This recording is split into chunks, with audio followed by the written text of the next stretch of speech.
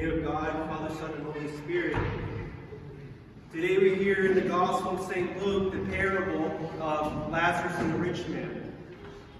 This isn't a story that happened in the Gospel, it's an event that happened. It's a parable. It's a story that Christ is telling to the disciples and to those who are following them to make a point.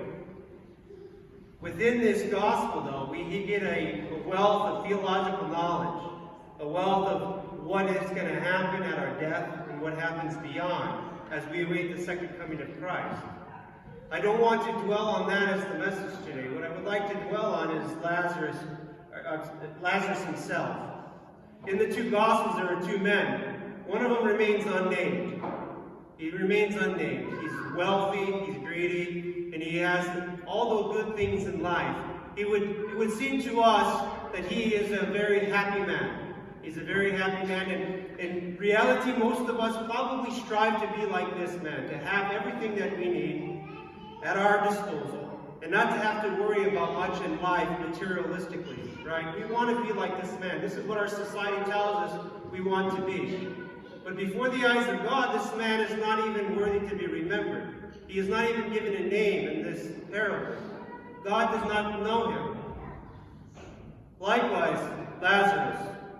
Lazarus is a poor man, sick. He's got open sores all over his body. He's a beggar. He's outside the gate of this rich man, and the dogs are licking his sores. I don't think you can get much more lower than what Lazarus was experiencing. But Lazarus was a friend of God. How do we know that he's a friend of God? The name Lazarus, brothers and sisters, in Hebrew, in the Semitic tongue, means friend of God.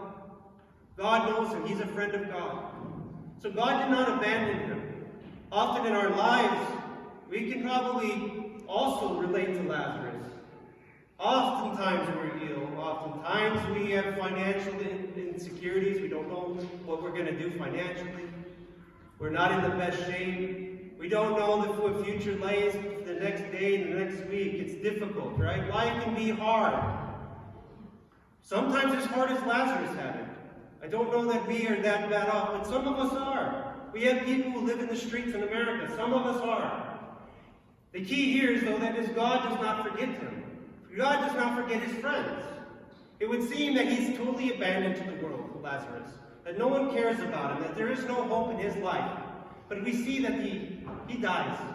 And this too might be, in our eyes, a tragedy. This man died with nothing. It didn't even say that he was buried. We see that the rich man was buried. In Lazarus, it doesn't say he was even buried. He didn't have anyone to bury him. He just died. But what happens? The angels escort him into the bosom of Abraham.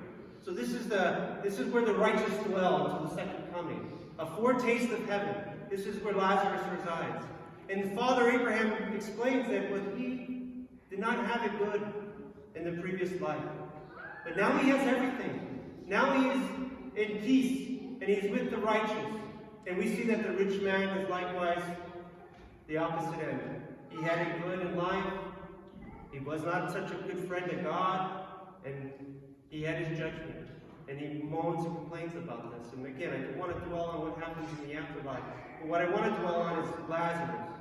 God does not abandon us, brothers and sisters.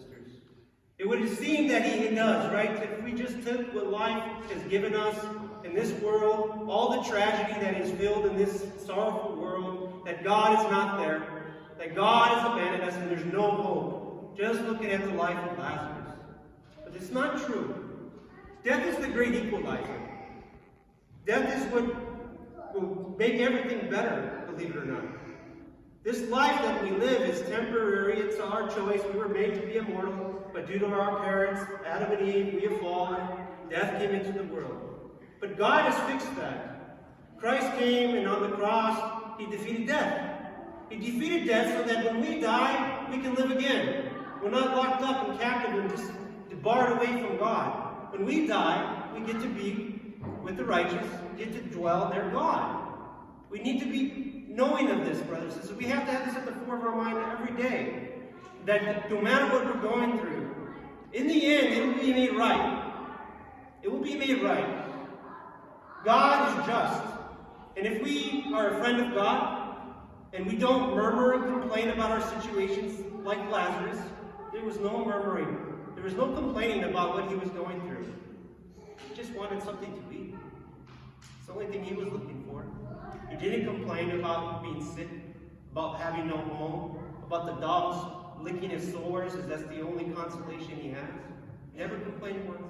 Never moaned to God about it. In fact, this is what made him so righteous, brothers and sisters, is that he just accepted life as it came. And he knew that being close to God one day is what really is going to matter. And so, brothers and sisters, there is hope in our lives.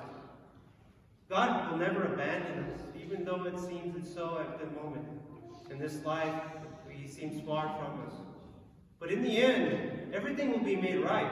Everything will be as it is, if we are a friend with God, if we don't murmur against God, if we accept our will in this world, as this is the will of God. We get to dwell next to him for eternity. Not for a glimpse in time, like our lives will last, but for eternity, brothers and sisters. Let us always remember Lazarus. Lazarus, who was the poor man at the rich man's gate, sick, no friends, no family. But he had God in his heart. And God received him into the mansions of Abraham and all the fathers, the righteous fathers before us.